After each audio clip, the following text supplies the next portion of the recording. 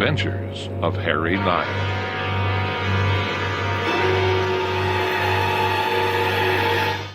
Spring 1956. It's an April afternoon in Pioneer Square, and I've got my office window open to let in the salty Seattle breeze. And I'm thinking, nice day for some ice cream. Murphy, on the other hand, has turned up the steam radiator by her desk, and she's thinking about clam chowder.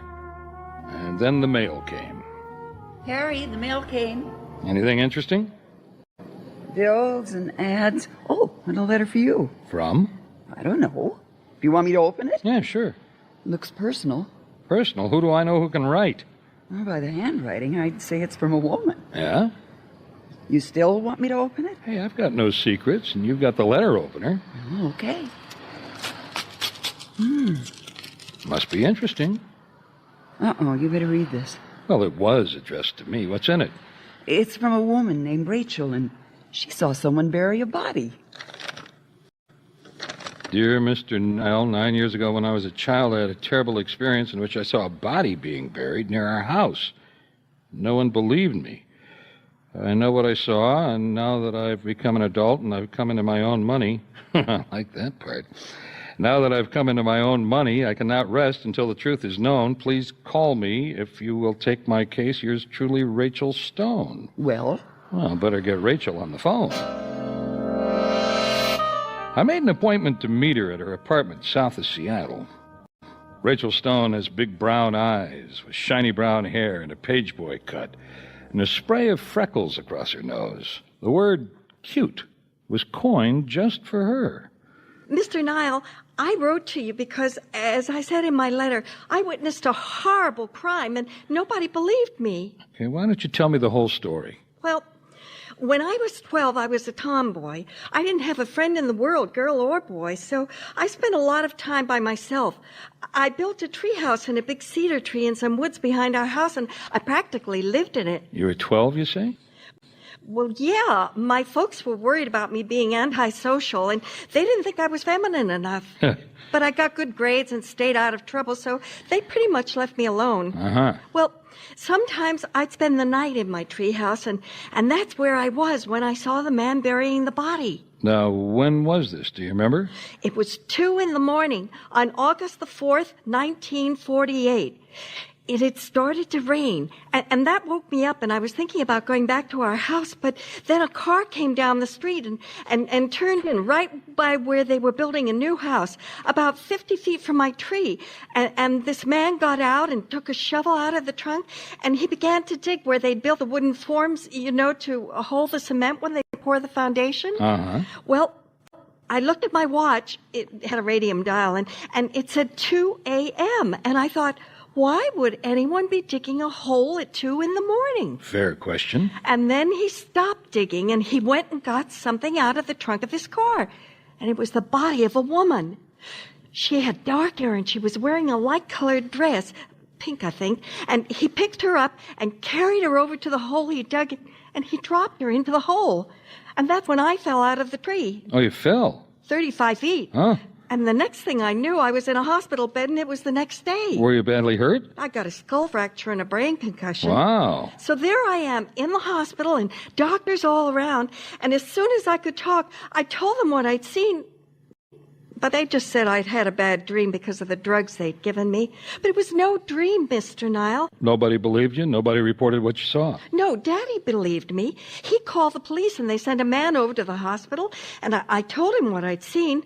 But the next day they called Daddy and said they didn't find anything but an empty hole in the ground. But I saw him burying that woman. You actually saw him putting a body in the ground? Yes.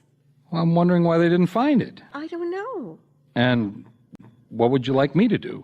I want you to prove that I wasn't dreaming or crazy. Well, it seems like I ought to start back at the scene of the crime, if there was a crime. So, that same afternoon, Rachel drives me north to the place where all this supposedly happened, but the woods are gone now, and it's a sea of houses in a tract called Cedar Park. Rachel pulls up in front of a vaguely English Tudor-style house with a big Buick convertible in the driveway. My folks used to own 20 acres, and then they sold it to developers, and we moved to Hawaii. And the developers cut down the trees and put in roads and houses. And called it Cedar Park in honor of all the trees that aren't here anymore. Now, where's the house where the body was buried? This one.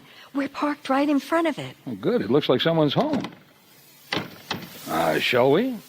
We're going in? Do you think we should? Hey, whoever's living here now might know who built the house. Maybe one of the workmen on the crew was the guy you saw. He'd know where to bury the body where it wouldn't be found. Oh, I see. So we go up and ring the doorbell. The guy in a pair of jeans and a jacket opens the door. Yes? Hi, my name's Harry Nile. I'm a private investigator, and this is Miss Stone. I hope we're not bothering you. Private investigator? You mean like Sam Spade? Well, not exactly. I just got a couple of questions, if you got the time. Sure. Come on in if you like. I was looking for an excuse not to cut the lawn. My name's Bill Brandon. And you say you're... Harry Nile and Rachel Stone. Nice to meet you. Same here. Well, we were wondering, have you lived here long? You mean in this house? Since 1948. Isn't that the year it was built? Right. I'm the original owner. Ah.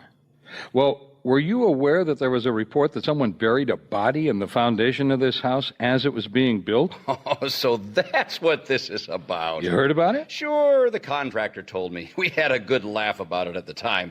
They had the cops over and everything. They dug up the whole area under the house, and guess what? Nobody. Would you remember the name of the contractor? Sure, Frank Foles.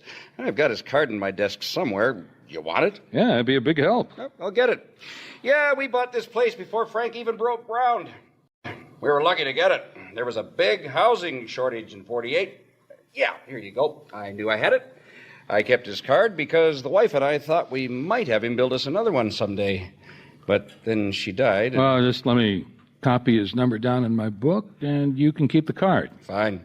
Well, say, why the sudden interest in an old prank? Well, it might not have been a prank. Oh? Yeah, well, I can't say much more about it now. We thought it was just a hoax. As a matter of fact, there was a witness. Now, you're not going to dig up my foundation, are you? Nah, I hate picking shovel work. Reminds me of Sing Sing. Oh, excuse me, Harry. I just remembered something. Huh? We've got to go. I'm going to be late for an appointment. Huh? Oh, well, sure, okay. Thanks for your help, Mr. Brendan. Let me know if there's anything I can do. I sure will, and thanks. Sorry you had to run off. You okay, Rachel? I don't know. Let's get in the car. You want to tell me what's wrong? I think he's the man. Did you see how he walks? Yeah, he limps. The man who dug the grave had a limp. Rachel, you didn't tell me the guy who dug the grave had a limp. Well, I forgot, but he did. Which leg was it? Well, his right leg. You're sure about that? Mr. Nile, don't you believe me either? Hey, I didn't say that. I'm going to follow up on everything I can. Drive me back to my car. So what are you going to do now? Well, I'm going to verify what the police actually found. I'm going to talk to this guy, Frank Foles, the builder, but I need you to tell me every smallest detail you remember about what you saw. Well, I've told you. Well, would you have known the make of the car the man was driving? Oh, no, I didn't know about those things. Oh, is it a sedan or a coupe, a station wagon? A sedan, I think. Yeah, it had 4 doors. Now, describe it. Well, it was a dark color. And? Well, all cars look alike to me. I don't know what kind it was.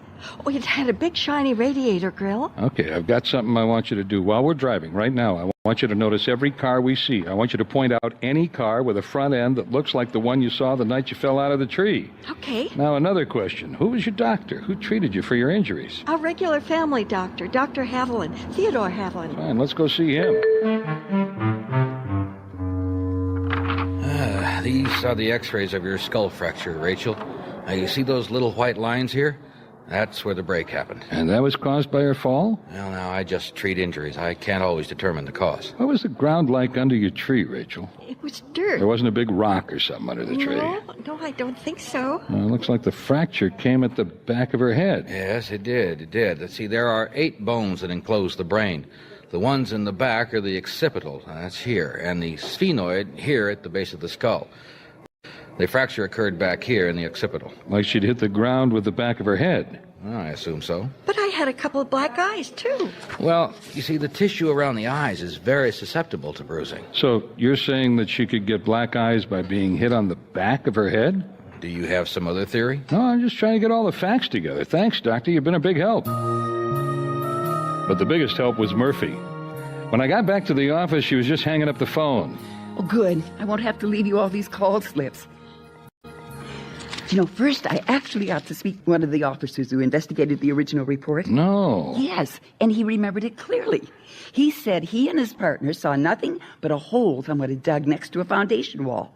So they took a shovel, and they dug all around the area, but they didn't find a thing. Yeah, that's what Mr. Brandon said. Brandon? Yeah, Bill Brandon, the guy whose house was being built for.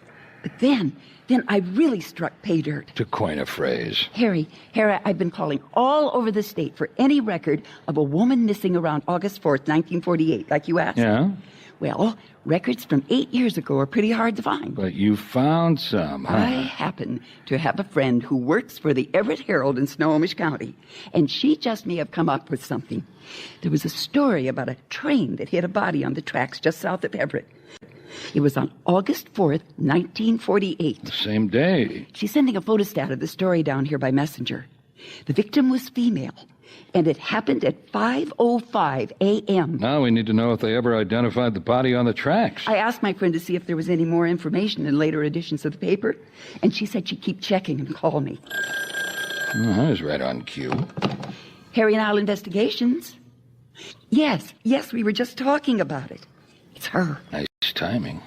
You did? Oh, yes, I've got a pencil. Norma Jensen. San Diego? Oh, she did? Okay. They didn't say for what, did they? Well, thank you. Tell her I said thank you. Oh, Harry says thank you, too. I'll talk to you later, Angelica.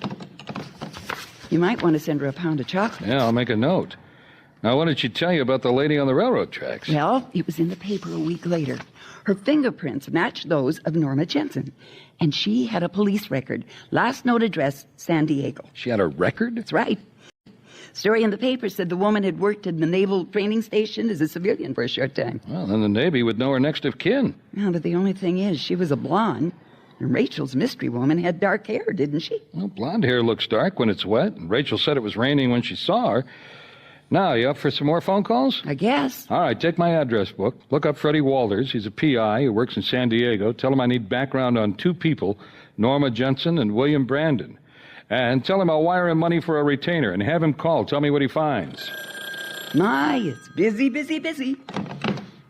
Harry Nile Investigations. Oh, yes, Miss Stone. He's right here. It's Rachel Stone. Huh, okay, I'll take it here. Hello, Rachel. Mr. Nile, I saw it. You saw what? A car like the one the killer was driving. Oh. I made notes. It has 5 horizontal chrome bars that sweep across the front of the car with headlights that poke up above like frog's eyes, and the same 5 chrome bars on the rear fenders. I remember that clearly. And the funny thing is, I don't think I've ever seen another one since that night. And the car has a badge on the hood that says Chrysler. Yes. How in the world did you know? Because you've just described a pretty rare car. See, I'm an old cop. I had to recognize every car ever made. Oh, I'm impressed. And the reason you haven't seen many of them is that it's a 1942 model. They only built a couple of hundred of them. Then came Pearl Harbor, and the plant shut down to build Army tanks. You sit tight, Rachel. We may be getting close. Yeah, I'm looking for Frank Foles. you found him. Name's Harry Nile. Here's my card. Investigations? What do you investigate? Well, at the moment, I'm following up a few old leads. Back in 1948, did you build a house for a man named Brandon? I sure did. We're buddies. Yeah, he gave me your name. I'm just wondering, do you remember when the police came out and dug around the foundation of the house? Remember? Sure. I was there. They called me, said some kid had phoned in a report she'd seen a body being buried on our building site. I had to go out in the mud while these 2 cops dug around looking for it. Man, it's raining pitchforks, and man, were they cussing. Never found anything, of course. Well, I was wondering if one of the workers on that job might have had a 1942 Chrysler sedan at that time. Well, I owned a 42 Chrysler sedan. Don't know if I still had it in 48, though. Might have. Say, if I could come inside... Oh, yeah, sure. Come on in. Did you hurt your leg? No, Sniper did that for me. I was a CB on Saipan. Oh, sorry to hear that. So, what else you need to know? Well, your buddy, Bill Brandon, was he married when you built him his house? Yeah, his wife just died a few years ago. Hey, what is this? I don't like you asking me all these personal questions. Well, just one more, if you don't mind, Mr. Foles. Can you describe Mrs. Brandon for me? Sylvia? Sure. See, dark hair, a little plump, few years older than Bill. What's going on anyway? Piece by piece, I'm trying to reconstruct what happened in the early morning of August 4th, 1948. And the next day, the pieces began to fall into place when Freddie Walters calls from San Diego. Okay, here you go. William D. Brandon, born 1925, enlisted in the Navy in 43, wounded on Saipan in 44, discharged in San Diego, 45. That's his military file. Married in Tijuana, Mexico, April 19, 1946, to one Norma Jensen, born 1923 in New Jersey. And that's it? Not quite. Norma Jensen, arrested for vagrancy 6 times by San Diego police. Convicted of petty larceny, 9 counts, San Diego County. She was a pickpocket? Shoplifter. It gets better. Suspicion of soliciting, 4 counts, no convictions. We're talking about a bad girl. A bad girl. Now, more about Bill. William Brandon marries Alice Rupp, October 1946. Marriage annulled December 1946. Oh, wait a minute. When did he get divorced from Norma Jensen? Uh-huh. He got married to Alice while he was still married to Norma? And on January 2nd, 1947, he celebrated the new year by marrying Sylvia Gudstenberg of the La Jolla Gudstenbergs, and still no divorce on the record. I see. After that, the trail grows cold. Well, I think it's getting warmer up here. Thanks, Freddie. You'll get my bill.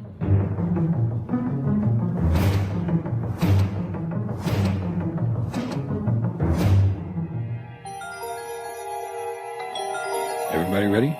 Do it just like we practiced. Well, what a surprise. Sam Spade and Company. Hi, Mr. Brandon. You remember Rachel Stone? Sure. Come on in. I brought Rachel with me because I thought she needed to see the end of this nightmare she's lived with for the past 8 years. I don't get you. I was the 12-year-old witness. I saw you bury the body under your house. What are you pulling? You accusing me of murder? There's no body under my house. The police looked. No, you're right. Norma wasn't buried here. But that's because you realized you'd been seen digging her grave when you heard Rachel fall out of her treehouse. You froze. And you heard nothing more, so you took your shovel, you walked over to where Rachel was lying, unconscious from the fall. She might be dead, but you bought yourself some insurance. You raised your shovel and smashed it down on the back of her head. You were sure that would finish her, right, Bill? You're crazy. I didn't do that. I didn't do any of it. So now you've got to find another place to get rid of Norma, who you never bothered to divorce before marrying wives 2 and 3. Hey, get out of my house right now. Norma came up here to ruin your marriage to Sylvia, to prove you're a bigamist. But you couldn't let that happen, not when you had a rich new wife, so you killed her. But even though you thought you'd killed your only witness, you figure it's best to dump Norma somewhere else. You drive around with Norma in the back of your 1942 Chrysler. Aha, there. That wasn't my car. I never owned a 1942 Chrysler. In 1948, I had a Cadillac. So is that why you borrowed my old Chrysler that night, Bill? Because it was too messy a night to drive your big, shiny caddy around in the mud where you were going to bury Norma? Frank, what are you doing here? Are you with these people? I've kept a key ever since I built your house. And no, I'm not with these people.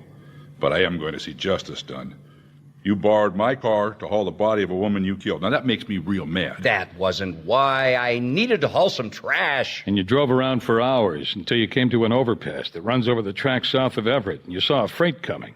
You stop, you open up the trunk, pick up the body, and tip her over the guardrail onto the track just as the engine comes by beneath you at 45 miles an hour. You'll never prove a thing. I think we will, because now the county coroner will know why they found bits of peat moss stuck in the poor woman's hair. Peat moss? Uh-huh. I was driving the Chrysler to haul peat moss the week before. I guess some of it clung to Norma. Frank, why are you doing this? I got to wondering, Bill, about poor rich Sylvia. She must have left you a fortune when she died. I wondered how you did that one. But then, I guess, practice makes perfect. You invented the peat moss? With Frank Foles's help. Oh, he'd hauled peat moss in his trunk at one time, I'm sure. But they didn't find it in Norma's hair. I don't really know, but Brandon thought so. Confessed on the way to the police station. So now, little Rachel can sleep soundly again. Yeah, and I will too after she pays her bill. All these phone calls. This was an expensive case, Harry. You've been listening to Rachel's Dream on the Adventures of Harry Nile, starring Phil Harper as Harry and Pat French as Murphy. In tonight's program, you also heard Kate Bauer, Larry Albert, Rick May, and Bill Brooks. Script was by yours truly, Jim French. The sound was created by David Freed and Scott Anderson. Engineering was by Peggy Stokes. This program was performed before a live audience in Seattle.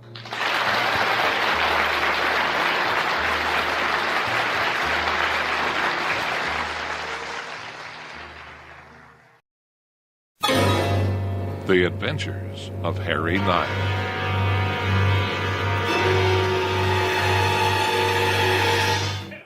A couple of blocks from the Seattle waterfront, there's an old parking garage. On the third floor, there's a gym where boxers train and guys work out.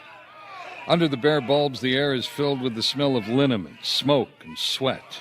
And I'm there that night in June of 1956 at the request of a trainer named Sparky Jones. Sparky's a one-time lightweight boxer who never got out of the ring. He's got a neck like a snapping turtle and a face like a mastiff. But he's changed a lot of fighters from back-alley palookas into named contenders. At least that's what he told me when he called and asked for help. Hey, thanks for coming down, Harry. You got quite a boxing match going on out there. Yeah, two of my boys doing an exhibition for some promoters. If they like what they see, they fix up a match. Always draws a crowd. Shouldn't you be out there with them? Nah. I got two of my trainers working the corners. Like I said on the phone, I need someone to find out who's messing with Danny Fernando. He's one of the guys fighting out there. Messing with him? How? They're haunting him. I don't get it. I don't either. All I know is if Danny don't get over whatever's happening to him, career-wise, forget about it. It's shirt sleeve weather outside, blue skies and a gentle breeze blowing in from Elliott Bay. But in Sparky's gym, it's always night. Men in the crowd have indoor complexions, cigars clamped in their teeth, and suspenders without shirts. This is a factory, and the product is muscle. And this is where the case began. The case I call The Fighter and the Phantom. Danny Fernando is a welterweight from Puerto Rico. He's just gone 6 rounds with a kid named LeBeau, and they stopped the fight because Fernando's opened a cut over LeBeau's eye. In a few minutes, Danny comes into the office, still wet from a shower. You look good out there, kid. Yeah, I got him with a rack cross. Hey, why'd they stop the fight? Because LeBeau's trainer wants that cut to heal before he fights on the 25th. Go ahead, sit down, Danny. Oh, this here's Mr. Nile. Harry Nile. Nice to meet you, Danny. Same here. Harry's going to find out who's bugging you. I know who's bugging me. Kid McCoy. Who's Kid McCoy? Kid McCoy was welterweight champion of the world in 1896. Huh? Did you say 1896? See? That's what I'm trying to tell you, Harry. Danny here is seeing things. I am not. It was Kid McCoy. Wait a minute. Nobody who was fighting in 1896 could be alive in 1956. That's 60 years ago. But he's not alive. I'm sorry. I don't do ghosts. McCoy is dead. Muerte. He's dead. But he talks. He talked to you? Yeah. What'd he say? He said, I'm Kid McCoy, and you will die in the ring. And you believe him? When'd he say that? At the restaurant where I'm eating. He walks up to my table. He says, I'm Kid McCoy, and you will never be champion. He told me to quit or I would die in the ring. Then he says, do you want to die like me? Were you alone when that happened? No. My girlfriend, she was with me. And she saw him too? Yeah. What'd you do? I just sit there for a second, you know? Man, I was like someone hit me. I'm shocked. But then I get mad. I get up to follow him, but he's gone. He disappears like a ghost. And that's when I get scared. I go back to my table, and Maria, my girlfriend, she's crying. We have to leave. You see what we're dealing with here, Harry? Okay, well, have you seen this guy anywhere else, Danny? Yeah. Last week at Ringside. Ringside? Yeah, last week up in Everett. We're doing a benefit for the Elks Club, and at the end of the third, he goes to his corner, and he happens to look down at the audience, and he sees this guy again. You sure it was the same guy? Oh, yeah. It was the same guy. And he put a sign on me. What does that mean? With his eyes. He put a sign on me. A jinx. So next round, you'll lose your concentration and drop your inside forearm block, and a kid from the sticks decks you with a left hook. Before Danny fights in public again, Harry, you gotta find this guy. Danny, has anybody else seen him but you and your girlfriend? I don't know. You ever seen him here in Sparky's gym? No. Hey, if he ever shows up here, I throw him out. End of story. Danny, what does this guy look like? Like a ghost. Well, I've never seen a ghost myself, Danny. What does a ghost look like? Well, his face, it's all gray. His eyes, black, like empty holes. And he wears this black suit with a flower, in a buttonhole. In his lapel. See, like a corpse in a coffin. And then he disappears. Tell me how he disappears. I don't know. 1 minute he's there, the next minute he's gone. Listen, Danny, why do you think Kid McCoy's ghost would be talking with you? He don't want me to win. He wants me to give up. Why wouldn't he want you to win? I don't know. Maybe he thinks I'm better than he was. When's your next fight? His next fight is Friday night at the Armory. It's a big one. You didn't see the posters? Danny's fighting Lou Gorso. 10 rounds. If I go that long, maybe that night Gorso kills me. Yeah, and you go in the ring with that kind of attitude, forget about it. Mr. Nile's going to find your Kid McCoy, and 5 will get you 10. He's working for Gorso. You coming to the match on Friday, Harry? I'll get you tickets. I'm figuring someone's got a good reason to spook Danny Fernando, and who's got a better one than the guy he's fighting on Friday of next week. So I get hold of Gorso's manager, a gent named Tony Carlozzi. He's not delighted to hear from me. What are you think we're desperate enough to pull a stunt like that? It's an insult. You tell Sparky he owes me an apology. Gorso's gonna whip his boy without any tricks from me or anybody else. Well, what would I expect? A confession? As Sparky would say, forget about it. So Monday morning, I put Murphy on the trail of an old boxer called Kid McCoy, and by noon, she's back from the library. Found what you want, Harry. Great. Charles Kid McCoy was born in 1873, became welterweight champion in 1896, and he committed suicide in 1940. Wait a minute, he committed suicide? Yes. In 1940? Well, that would have made him... 67. Wait a minute. He didn't die in the ring. Interesting. How are you going to solve this? Well, I'm going to hang around Danny Fernando and see if the ghost shows up at the gym. I don't know what else to do. I spend all the rest of Monday at Sparky's watching boxers box and trainers train. Men drift in and out. A linen supply driver brings in a load of clean towels and stands beside me watching Danny work out. Pretty good little fighter. Yeah, name's Danny Fernando. Yeah, pretty good. Well, gotta pick up the dirty towels and get back on the route. Yeah, okay, well, see you. Well, any sign of the ghost? No? Hey, Sparky, how long have you known Danny? Oh, I've been working with him about 2 years now. You a good boxer? Yeah, he's got potential. Could he win the championship someday? Well, he's going to win some places, but the World Championship, he's not ready to meet Carmen Basilio, if that's what you mean. Maybe someday. But he's got to get over this thing in his head. You think you could get me a picture of this Kid McCoy? I don't know. I never seen one, I don't think. That's okay. I'll put Murphy on it. She knows the Seattle Public Library like you know what's in your wallet. Which isn't much. Harry, it's Murphy. I recognize the voice. I'm back at the library again, and I found a Ring magazine from 1940. Ever hear of Ring magazine? Yeah, all about boxing, isn't it? Uh-huh. I didn't know you knew anything about boxing. Oh, I don't. But I know how to use the library. And the magazine did an obituary on Kid McCoy the year he died, and they ran a photo of him. Great. Just bring it back here to the office. I can't. Why not? Well, the library doesn't circulate magazines. You can't take a magazine out of the library. Not even for a day? Magazines can't leave the library, Harry. Okay. You stay there. I'll meet you. 15 minutes. No, give me half an hour. Why? Well, if I can't bring the picture to Danny, I'm going to have to bring Danny to the picture, and he's going to need to change and take a shower. And Danny, this is my partner, Murphy. How you do? Hello, Danny. You got the magazine there? Right here. Here it is. Photo of Kid McCoy. Well, this must be how he looked when he was fighting, when he was young. So? So the guy's seen he's old, like 65 or 70 maybe. Murphy, how old was McCoy when he died? He was 67. 67? Well, the ghost looked that old. And the ghost said you could die in the ring like he did? Ghost didn't know his history. He's a phony, Danny. Doesn't that prove it? But Danny won't buy it. I'm fresh out of motives for someone to dress up like a ghost and try to spook the kid. So Murphy and I drive him back to Sparky's gym. You gonna come in and watch me work out? I don't think so. I got to get Murphy back to the office. There's no one to answer the phones. Danny, Yes, ma'am. before all this happened, did you believe in ghosts? Sure. What do you think they are? They're spirits of the dead. You don't know that?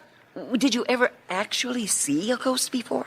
Well, no. But my mother back home, she's seen ghosts many times. And do you believe they can tell the future? Sure. They know what's gonna happen. Do you believe what this ghost told you, Danny? I don't know. Hey, Danny, this guy you saw isn't a ghost. He's some real living person. And I'm going to get him. Tonight, if you see him again, you grab him. Don't let him get away. Then get someone to call me. I can't do that. What do you mean you can't do that? Just hold on to him. Don't you know the rules? What rules? Well, if I lay my hands on someone, if I hurt someone out of the ring, I could lose my license as a pro boxer. You didn't know that? No. But listen, Danny, we'll get to the bottom of this. Don't worry about it. I'm not giving up, Mr. Nile. I'm going to fight Gorsa on Friday. But Danny is worried, and so am I, because I've run out of people with motives. So after we get back to the office, I get Sparky Jones on the phone. I don't know, Harry. Danny's great when he's sparring here at my place, but who knows what he'll do if he sees this creep again. Is there anyone who would benefit from Danny's retiring? The truth? Danny's not all that great a boxer. Give him time. If he don't get hurt, he could develop. Like I said, he's got potential. But so do 100 other welterweights. And no one in the fight game is being threatened by him. Danny? Nah, not really. Not yet. Okay, well, that narrows it down a little. What about his background? What do you know about his past? Well, comes from Puerto Rico. Fought a little back in Boston. In Boston? Did you sign him there? Nah. He walked into the gym one day and Joe Bell was here and he needed a sparring partner. You ever see Bell fight? West Coast middleweight champ, 160 pounds. So I hired Danny, and in 5 minutes, Danny puts Bell on the floor. Joe was pretty mad. But I signed Danny, and I've been working with him ever since. What years did he fight in Boston? Oh, I don't know, 52, 53, somewhere in there. Next morning, only 3 days before he fights again, Danny's safely working out at Sparky's gym. So I close up the office and take Murphy back to the library for another prowl through back issues of Ring magazine. Here's every issue from 1951 to 1953. Okay, I'll take half, you take the other half. Let's see if you can find anything about Danny. Okay. We plow through issue after issue. Nothing. I get to the November number, and I flip page after page when something catches my eye. I show it to Murphy, and we just sit there looking at each other for a minute. Could we have found a motive for Kid McCoy's ghost? First thing the next morning, I'll drive back down to Sparky's gym, and there's Danny finishing a workout with a punching bag. Hey, Mr. Nile. How you doing, Danny? I'm getting there. No ghost last night? No, I went to bed early. Danny, you fought in Boston, Sparky tells me. Yeah? What brought you out here to Seattle? Nothing special. What do you want to know? Well, I'm still trying to find that phony ghost, Danny. Could have been some guy who got mad at you in Boston for some reason, maybe? No, I don't know anybody like that. Hey, look, I gotta run some laps on the track. No, hold on for a second. See, we were looking through an old boxing magazine yesterday, Danny. Did you ever fight under another name? What do you want, man? Just trying to figure out why someone would try and make you stop boxing. How about it, Danny? Did you ever fight under the name of Jose Morales? Yeah. Yeah, I fought under that name, so? Oh, that's all for now, Danny. Go ahead and take your run. I got to see Sparky. Jose Morales? You didn't know? Fighters change their names all the time while they're coming up. Well, according to the story in Ring magazine, in 1953, Morales was fighting a guy called Kid Irish in Boston, and he scored a knockout. 2 days later, Kid Irish dies. No kidding? Man, that's a shame. And it's bad for the sport. And Danny never told you? Well, I'm not surprised. Things like that, a fighter's going to try to live down. But I don't see what that's got to do with Kid McCoy's ghost. I need to make a call to Boston. Can I use your phone? Yeah, I guess so. It's only money. I find it usually takes me 4 calls to reach whoever it is I'm after, but this time it takes me 6. But I finally get what I want. Then I get Sparky and Danny together in Sparky's office. So what's the plan? Danny? What? Do you blame yourself for the death of Kid Irish? So that's what you've been doing? You've been checking up on me. What do you want me to say? That I killed him? Aw, Danny. I didn't know that guy was gonna die. We were wearing 10-ounce gloves. Hey, take it easy, Danny. No one's saying you killed him. Oh, yeah? In Boston, everybody was saying I killed him. So is that why you changed your name and moved to Seattle? I had to get away from him. Kid McCoy's ghost come to you in Boston? Yeah. Before the fight with Kid Irish? No, only after the Kid Irish dies. And what did the ghost say then? He was talking for Kid Irish. He said his soul was in torment. He said it was my fault. Okay, just calm down. I think we've got this thing licked. Sparky, would Danny be breaking training if he went out to dinner tonight? We don't eat too heavy or too late. Good. You go back to the restaurant where you saw Kid McCoy's ghost, Danny. Which one was it? The Sportsman's Steakhouse on 4th Avenue. Great. About 7 o'clock. We'll be there. Don't look for us. You okay with that, Sparky? Whatever. This table okay? Yeah, it should be fine. Man, they keep it dark enough in here. Well, ghosts don't like bright lights, remember? Hey, you never did tell me. What makes you so sure the ghost is going to show up here again? Because he knew Danny was eating here tonight. Then you know who the ghost is? Well, if I'm wrong, at least we get a steak dinner out of it. Look, whoever's pulling this stunt on Danny has to know a lot about him, right? I guess. And he knew Danny back in Boston. That's right. But Danny didn't know who he really is. He could have figured this out for himself if he wasn't so superstitious. Look, here comes Danny now. Good, he's all by himself. I told him not to bring his girlfriend.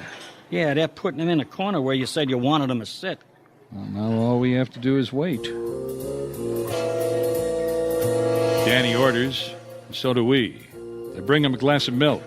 He's trying to read the sporting news in his dark corner. Then his steak comes. So does ours. He starts eating. So do we. Then...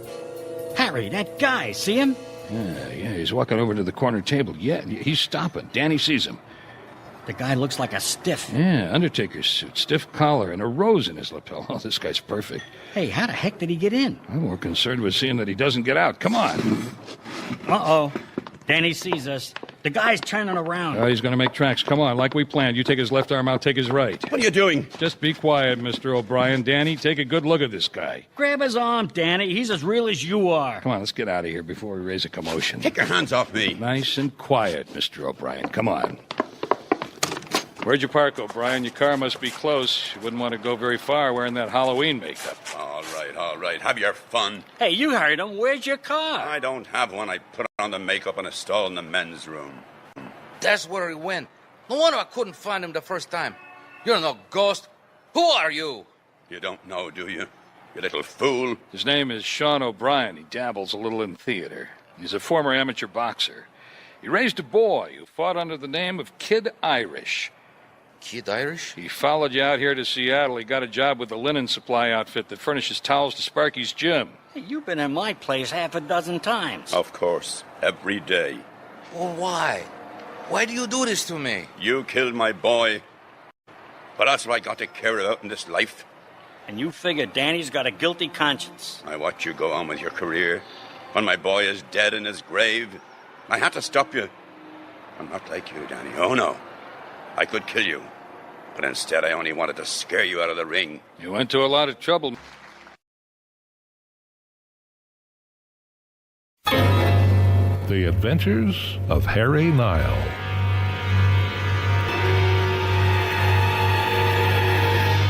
I like to think I've got something in common with psychiatrists. People don't want anyone to know they need a psychiatrist, so they go see the doctor alone. It's like that with me. Not many people want it known they need a private eye, so they come by themselves. But there are exceptions. Hello? Yes, can I help you? The sign says private investigations. That's right. Won't you come in? Is he in? Yes. Can I tell him your name? Well, I'm Ross McCarthy, and this is Betsy Bond. Hello. I'll tell Mr. Nile you're here. Just have a seat. Harry, two people to see you. Ross McCarthy and Betsy Bond. First-timers. Nervous, maybe a little scared. What about? I don't know. He's about 30, jeans and an old jacket, and she's younger, pretty, and self-conscious. I'll bet they're after some free advice. Did you tell him I don't do premarital counseling? Harry, be serious. All right, I'll put on my fatherly face. Oh, and he's got a paper sack. Well, maybe he brought lunch. It's about that time. Yes, this is Mr. Nile. How do you do? This is Betsy Bond, and I'm Ross McCarthy. Betsy and Ross? You wouldn't be flag makers, would you? Yeah, I suppose you've heard that one before. Okay, go ahead, sit down. Thank you. Now, how can I help you folks? Well, we brought something. What you got there, reel of tape? I hope you have a tape recorder. Hey, this is 1956. No modern PI would work without one. It's on the tape anyway. A song and dance team? What's on the tape? A murder. You've got a murder on tape, you say? Here. Play it yourself. Okay, well, I thread up your tape. Why don't you tell me about it? Well, see, I'm in a play. It's...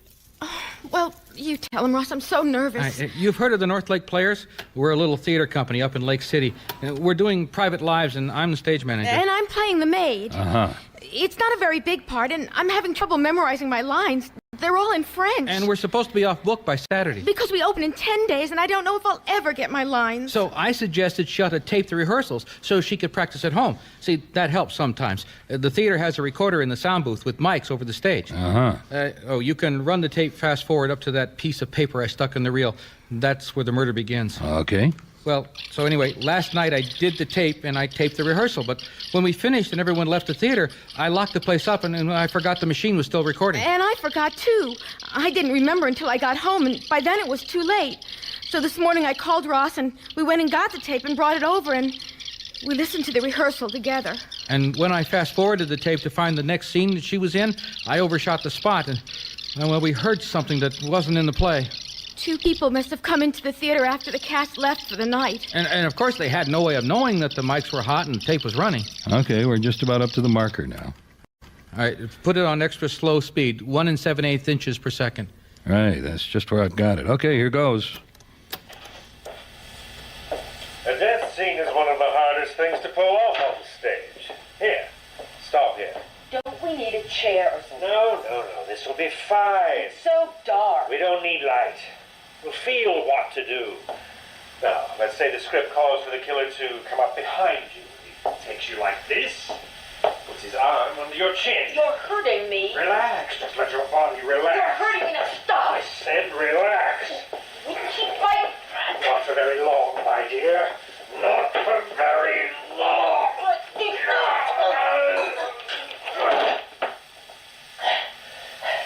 There. See how simple it is to die?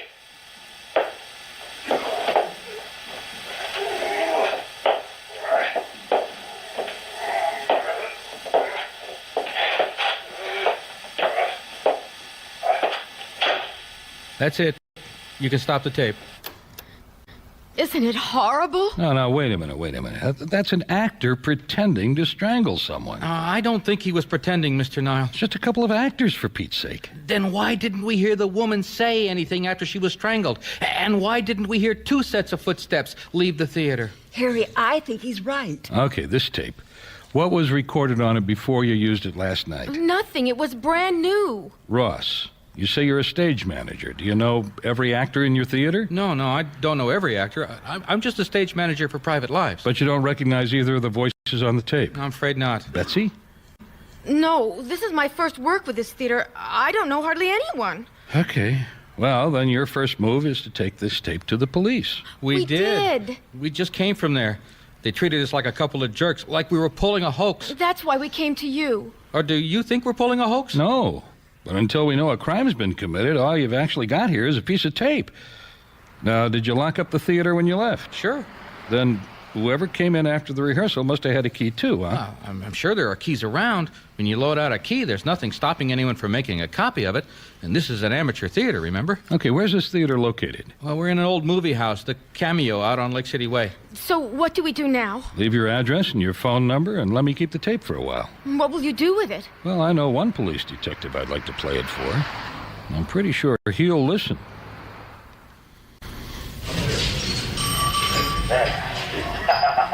See how simple it is to die?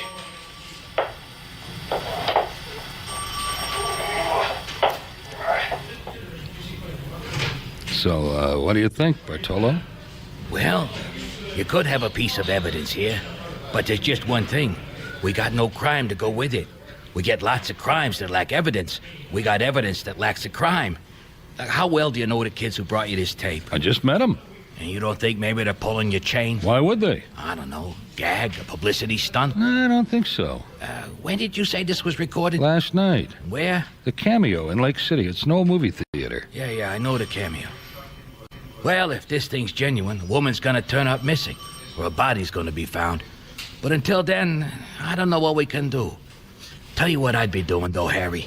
I'd work on finding out whose voices are on that tape.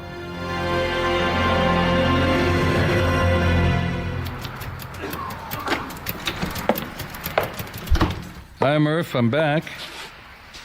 And? And let's listen to that tape again. Oh, it's so creepy. Okay, give it to me and I'll put it on. Okay, here you go. Actually, the tape tells us a lot. It does? Well, yeah, at least it narrows down the list of victims and suspects a little. You're taking it seriously now? Yeah, at least I can't think of any reason anyone would pull a hoax like this. Harry, did you see Detective Bartolo? Yeah, makes no sense to him either. How you coming there? Oh, we're almost down to the little paper marker. Yeah. There. A death scene is one of the hardest things to pull off on stage. Here, stop here. Don't we need a chair or something? No, this will be fine. It's so dark. We don't need light. We'll feel what to do. Now, let's say the script calls for the killer to come up behind you. He takes you like this, puts his arm under your chin. You're hurting me. Relax, just let your body relax. You're hurting me. Now stop. I said relax. You keep fighting. Not for very long, my dear. Not for very long.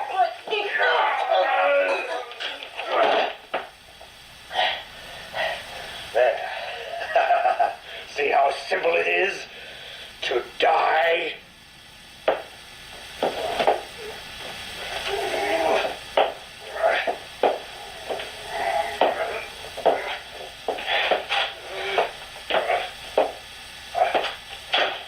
Okay, cut it. Well? Guy doesn't sound natural, does he? Maybe it's theater speech. It's theater speech. Cultured pronunciation. Sort of an affected way of speaking. Well, how old would you say he sounds? Oh, in his 40s at least. Maybe older. And the woman? Younger. In her 30s. Maybe even her 20s. And she goes into a darkened theater with him so he can show her how to play a death scene, which tells me she's not an experienced actress. Or she's very, very naive. Well, could mean this dame's in some play where she gets murdered. What's that stage manager's name? Russ McCarthy. Shall I call him? The next show we're doing, after Private Lives, The Man Who Came to Dinner. Is there a strangulation scene in that? Are you kidding? The Man Who Came to Dinner is a comedy by Moss Hart and George S. Kaufman. Well, excuse my ignorance. The last play I saw was in the 3rd grade. And I was one of the wise men. Is there any play coming up that's got a scene where a woman gets strangled? No, the North Lake Players only do light stuff. We're a family theater. Okay, then what other theater is doing a play where a gal gets strangled? I don't know of any. Then why would the woman want to learn how to die if she's not in a play? Well, it's a useful thing for an actor to know. There's nothing like a convincing death scene. Actors love them. Okay, I'm assuming that the guy heard on the tape is an actor.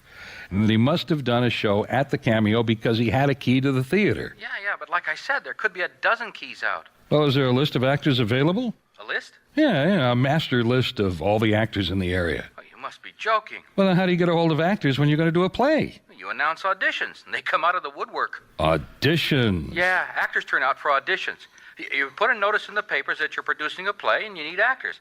This may not be New York City, Mr. Nile, but we've got a lot of actors who need to act, even if it's in a high school auditorium for no pay. I think I'll work on that idea. Talk to you later, Ross. Yeah, I gotta head down to the theater for rehearsal. I'll see you. Murphy, I've got an idea. Drop whatever you're doing and transcribe what's on that tape. Just type it down like a script. You go ahead and type that. I'll take it. Harry Nile Investigations. Mr. Nile, it's Betsy. Betsy Bond. Oh, hello, Betsy. What's up? Marla Richards is missing. Who's Marla Richards? She's in Private Live. Who says she's missing? Last night she offered to pick me up and take me to rehearsal tonight. But when I didn't hear from her today, I called her house, and her husband, Ken, is frantic. He said he hasn't seen her since she left for rehearsal last night.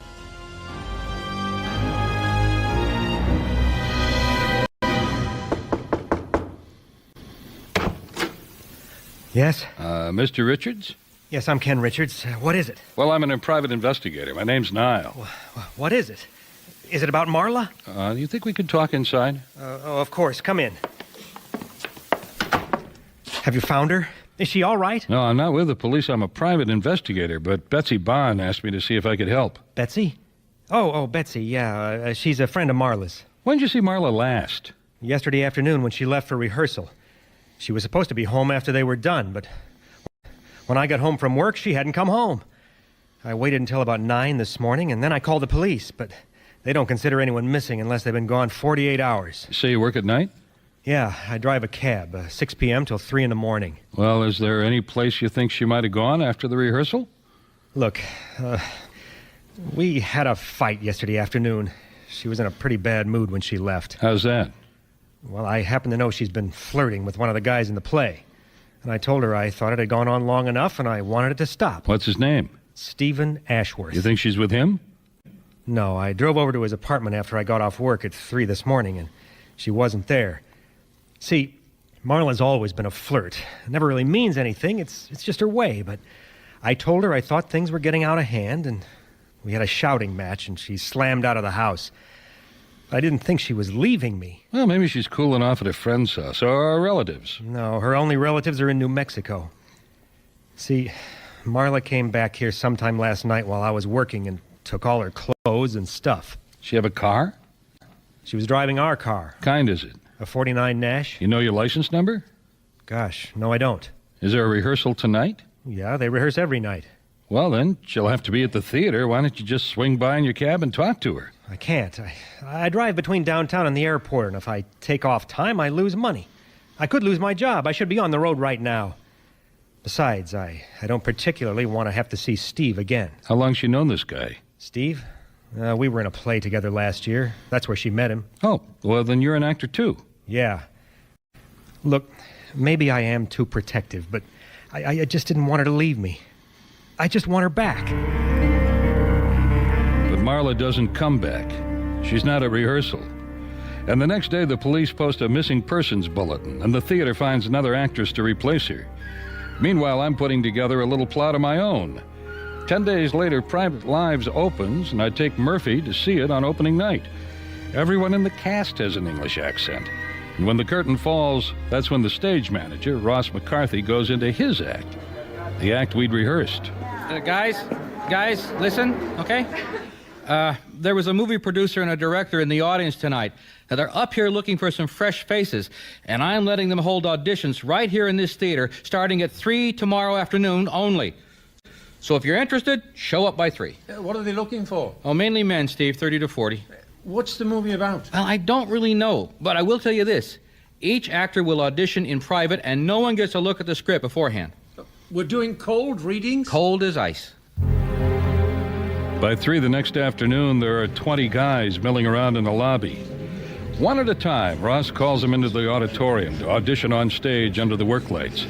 He hands each one of them a 2-page script to read, with Betsy taking the female part. They don't know what it's about. They don't know that the Hollywood producer and his director sitting down in the front row are Detective Bartolo and Murphy. And no one can see me, sitting in the last row of the darkened theater. Okay, thank you very much, James. Just leave the script here and exit by the stage door. And do not discuss the lines you read with anyone. Okay, Stephen Ashworth. Hello, I'm Stephen Ashworth. Okay, Steve, take this script and read it with Betsy. All right. Now, the scene is the darkened stage of a theater. You and Betsy come in through a side door, and you lead her to Downstage Center. All right. All right, go ahead. You enter. A death scene is one of the hardest things to pull off on stage. Here, stop here. Don't we need a chair or something? No, this'll be fine. But it's so dark. Well, we don't need light. You'll feel what to do. Now, let's say the script calls for the killer to come up behind you. He takes you like this, puts his arm under your chin. You're hurting me. Relax. Just let your body relax. You're hurting me. Stop. I said relax. But wouldn't she fight back? Not for very long, my dear. Not for very long. What are you doing? There. See how simple it is? To die? Well, that's very good, Steve. You want to hand the script back, Steve? Thank you very much, Steve. Very nice reading. All right, thanks. Here's your script. Okay, our next actor is Ken Richards. Right here. Hi, Ross. Hi, Ken. You want to go right up on the stage? You're playing opposite Betsy in this scene. Okay. Hi, Betsy. All right, here's the script. You and Betsy enter the theater in the dark, and you lead her to Downstage Center. Okay. Oh, my name is Ken Richards. Okay, go right ahead. Start reading, please, Ken. A death scene is one of the hardest things to pull off on stage. Here, stop here. Don't we need a chair or something? No, this will be fine. It's so dark. We don't need light. You'll feel what to do. Well, go ahead, Ken. Keep on reading. Now, let's say the script calls for the killer to come up behind you. He takes you like this. You put your arm around her neck. Put your arm around Betsy's neck. Like you're going to strangle her, Ken. I don't think I'm right for this part. I think you're perfect for the part. I'm sorry. You'll have to excuse me. Oh, why not just read the rest of it, Ken? No, I can't do it. It's not... I can't do the part. My wife is missing. This hits a little too close to home. I'll bet it does. Who's that? Harry Nile. We met a few days ago. The detective? What is this? Where'd you get this script? Should be very familiar to you, Ken. You wrote it yourself, right here in this theater, the night you murdered your wife. We have it all on tape. I'm sorry. I'm getting out of here. Now you stand where you are, Mr. Richards. There's an officer at every exit. You trapped me. One of you trapped me. I was recording our rehearsal that night, and I forgot and I left the tape running. I recorded everything that happened. You don't understand. It was an accident. I'd had a few drinks. I didn't mean to hurt her. I got carried away. I didn't mean to do it. My name's Detective Bartolo with the Seattle Police Department, Mr. Richards. Now we're gonna go downtown and you can tell me all about it. I'm placing you under arrest for the killing of Marla Richards. Ken Richards led Bartolo to where he'd buried Marla's body. When the case came to trial, Richards' defense attorney claimed the killing was an accident. But Ken panicked when he realized what he'd done. But the jury convicted him of planning the whole thing. Murder one. And the tape? They never used it. The judge ruled it wasn't admissible as evidence.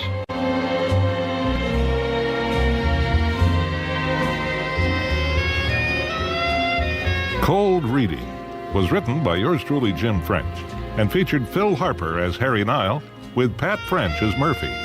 Also in our cast were Larry Albert, Joy Rinaldi, Dennis Bateman, and Terry Rose. Pat French directed.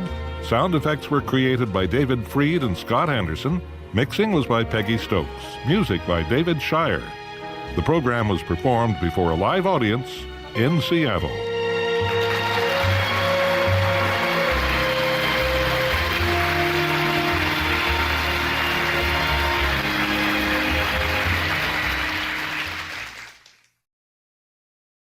Audible hopes you have enjoyed this program.